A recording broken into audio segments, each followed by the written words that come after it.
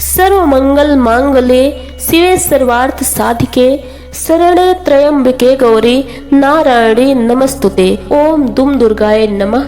जय माता दी। नमस्कार दोस्तों, स्वागत है आप सभी का आपके पसंदीदा चैनल अनु एस्ट्रो 777 में। दोस्तों, सनातन धर्म में नवरात्रि के पर्व का बहुत बड़ा महत्व होता है। हिंदू धर्म में 9 दिन की नवरात्रि का विशेष महत्व है। इन 9 दिनों में माँ दुर्गा के 9 रूपों की पूजा की जाती है। नवरात्रि साल भर में 4 बार आती है, जिनमें से 2 गुप्त और 2 प्रत्यक्ष होती है। लेकिन सनातन धर्म में चैत्र मास की जो नवरात्रि होती है वह बहुत महत्वपूर्ण होती है। इसका कारण यही होता है कि इसी दिन से चैत्र मास की शुक्ल पक्ष की प्रतिपदा तिथि से हिंदू वर्ष का पहला दिन यानी कि नव वर्ष प्रारंभ हो जाता है। मतलब चैत्र मास की नवरात्रि से ही हमारा नव वर्ष प्रारंभ होता है। तो इसलिए यह नवरात्रि बहुत महत्वपूर्ण मानी जाती है। चैत्र महीने की नवरात्रि प्रत्यक्ष नवरात्रि होती है। चैत्र मास के शुक्ल पक्ष की प्रतिपदा तिथि से चैत्र नवरात्रि प्रारंभ होती है और 10वीं तिथि को दुर्गा विसर्जन के साथ ही समाप्त हो जाती है। आज की इस वीडियो में आपका कंफ्यूजन हम दूर करेंगे कि साल 2024 की चैत्र नवरात्रि कब से प्रारंभ हो रही है, 8 या फिर 9 अप्रैल से, और कब समाप्त होगी, और कलश की स्थापना करने का शुभ मुहूर्त क्या होगा। लेकिन वीडियो को पूरा देखिएगा, तभी आपका कंफ्यूजन दूर होगा। और साथ ही हम जानेंगे कि नवरात्रि इस बार कितने दिन की है और चैत्र मास की नवरात्रि में माँ दुर्गा के आने की सवारी क्या होगी। नवरात्रि प्रारंभ होने से पहले आपको किन किन बातों का ध्यान रखना है और नवरात्रि में किन मंत्रों का जप करना है, संपूर्ण जानकारी आपको आज की इस वीडियो में पूरी देने वाली हूँ। तो इसीलिए आज की ये वीडियो बहुत ही महत्वपूर्ण है। वीडियो को पूरा जरूर देखिएगा, लेकिन वीडियो को शुरू करने से पहले पूरी श्रद्धा के साथ एक बार कमेंट बॉक्स में जय माता दी का जयकारा जरूर लगा दीजिए। माँ भगवती दुर्गा की कृपा सदैव आप और आपके समस्त परिवार पर बनी रहे। और वीडियो को लाइक करके चैनल को सब्सक्राइब जरूर कर दें और साथ ही बेल आइकन जरूर प्रेस कर दें। बेल आइकन दबाना बिल्कुल ना भूलें। दोस्तों, नवरात्रि के यह 9 दिन बहुत ही पवित्र माने जाते हैं। इन 9 दिनों में भक्त अपनी श्रद्धा अनुसार माता रानी की पूजा करते हैं।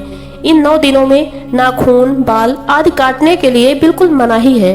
व्रतधारी को पूजा करते समय काले रंग के वस्त्र नहीं पहनने चाहिए। विधि विधान से सुबह और शाम की पूजा करनी चाहिए। वैसे तो कलश स्थापना करना बहुत ही शुभ माना जाता है। अगर आप किसी कारण से कलश स्थापना नहीं कर पाते तो बिना कलश स्थापना के भी आप नवरात्रि के 9 दिन की पूजा या 9 दिन उपवास रख सकते हैं। इन 9 दिनों में अखंड ज्योत भी जलाई जाती है, जो कि 9 दिन और 9 रात तक लगातार जलती रहती है।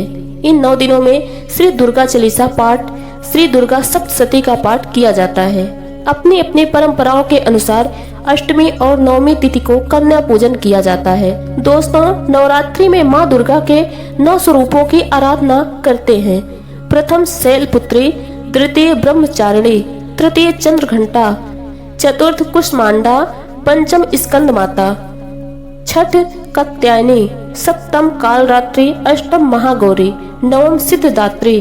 तो नवरात्रि में माँ दुर्गा के इन्हीं 9 स्वरूपों की आराधना की जाती है।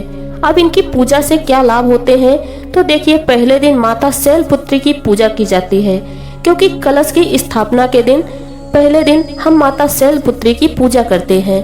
माता शैलपुत्री जो कि हिमालय की पुत्री है, सफेद रंग उनको बहुत प्रिय है और इनकी पूजा करने से सभी प्रकार की कामनाएं, मनोकामनाएं पूर्ण होती हैं। दूसरे दिन माता ब्रह्मचारिणी की पूजा की जाती है। इनकी पूजा से वैराग्य बढ़ता है, सदाचार आता है और संयम बढ़ता है।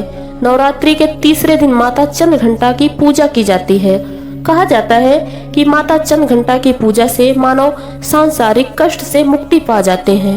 नवरात्रि के चौथे दिन माता कुष्मांडा की पूजा की जाती है और इन्हें मालपुआ का भोग लगाया जाता है।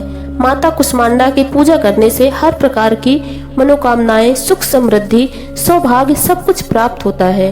5वें दिन माता दुर्गा के 5वें स्वरूप माता स्कंद की पूजा की जाती है और माता को केले का भोग लगाया जाता है। इनकी पूजा से संतान की प्राप्ति होती है। संतान को अच्छे स्वास्थ्य की प्राप्ति होती है, दीर्घायु की प्राप्ति होती है। नवरात्रि के छठे दिन माँ दुर्गा के छठे स्वरूप यानी माता कात्यायनी की पूजा अर्चना की जाती है। इनकी पूजा करने से विवाह में आ रही बाधाएं दूर होती हैं, मनचाहे जीवन साथी की मनोकामना पूर्ण होती है और दाम्पत्य जीवन सुखमय होता है। रूप आकर्षण में वृद्धि होती है। शास्त्रों के अनुसार माता कात्यायनी ब्रज की अधिष्ठात्री देवी हैं। इनकी पूजा गोपियों ने भी की थी जब उन्हें श्री कृष्ण का प्रेम चाहिए था। इसलिए मन चाहे जीवन साथी की कामना से या शीघ्र विवाह की कामना से माता कात्यायनी की आराधना करनी चाहिए।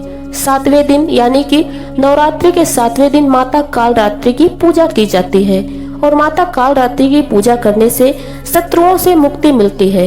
इसके अलावा रोग, दुख, दुर्घटना, अकाल मृत्यु इस प्रकार के भय से मुक्ति मिल जाती है। शनि, राहु, केतु, शनि पीड़ा से मुक्ति मिल जाती है। तो माता कालरात्रि की पूजा नवरात्रि के 7वें दिन करने से यह समझ लीजिए कि कष्टों से मुक्ति मिल जाती है। नवरात्रि के 8वें दिन माता महागौरी की पूजा की जाती है और महागौरी की पूजा करने से मनुष्य के सभी कष्ट समाप्त हो जाते हैं। घर में सुख समृद्धि आने लग जाती है। सुख समृद्धि, संतान, सौभाग्य, कोई भी ऐसी कामना नहीं है जो माता महागौरी की पूजा करने से पूरी ना हो जाए। इसलिए नवरात्रि के 8वें दिन विशेष रूप से महागौरी की पूजा की जाती है। नवरात्रि का 9वां दिन बहुत ही विशेष होता है क्योंकि इस दिन हम माता सिद्धिदात्री की पूजा करते हैं और नवरात्रि के 9 दिन की जो हमारी पूजा आराधना होती है, मतलब नवरात्रि में जो हमारी पूजा आराधना होती है, मंत्रों का जप होता है या जो भी कामना लेकर हम पूजा करते हैं, वह सभी फल हमें माता सिद्धिदात्री की पूजा से प्राप्त होते हैं। तो यह जो नवरात्रि के 9 दिन होते हैं जिसमें माता की अलग अलग स्वरूपों पूजा आराधना करते हैं, हर पूजा का हर स्वरूप अपना अपना महत्व होता है और प्रत्येक दिन की पूजा इसलिए महत्वपूर्ण मानी जाती है। तो नवरात्रि में प्रतिदिन पूजा विधि की वीडियो आपको हर रोज मिलेगी। आप लोग चैनल से जुड़े रहिएगा और अब जानेंगे कि नवरात्रि कब से प्रारंभ हो रही है, कब समाप्त हो रही है। लेकिन उससे पहले वीडियो को लाइक जरूर कर दें और चैनल को सब्सक्राइब कर दें। इस बार साल 2024 में 9 अप्रैल मंगलवार से चैत्र नवरात्रि प्रारंभ होगी जो कि 17 अप्रैल बुधवार को समाप्त हो जाएगी। नवरात्रि में मंगलवार और शनिवार के दिन मां का आगमन घोड़े पर होता है जिसे अशुभ माना जाता है, बहुत ज्यादा शुभ नहीं मानते। ऐसे में इस बार मां दुर्गा घोड़े पर सवार होकर धरती पर पधारेंगी। कलश स्थापना की तिथि और मुहूर्त भी जान लीजिए। 9 अप्रैल मंगलवार को प्रतिपदा तिथि को जो कि सुबह 6:02 से 10:01 तक रहेगा।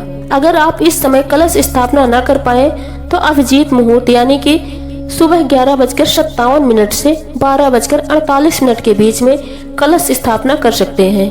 अगर आप सुबह नहीं कर पाते तो ऐसे में जो भक्त नवरात्रि का व्रत धारण करना चाहते हैं, पहली बार व्रत धारण करना चाहते हैं, तो इस बार की नवरात्रि से अपना व्रत प्रारंभ कर सकते हैं। जो कुछ विशेष दिनों के व्रत धारण करना चाहते हैं जैसे कि सोमवार या फिर शुक्रवार या शनिवार इत्यादि, अगर आप कोई वार के व्रत भी शुरू करना चाहते हैं तो नवरात्रि में व्रत प्रारंभ कर सकते हैं। ये बहुत ही श्रेष्ठ माना जाता है।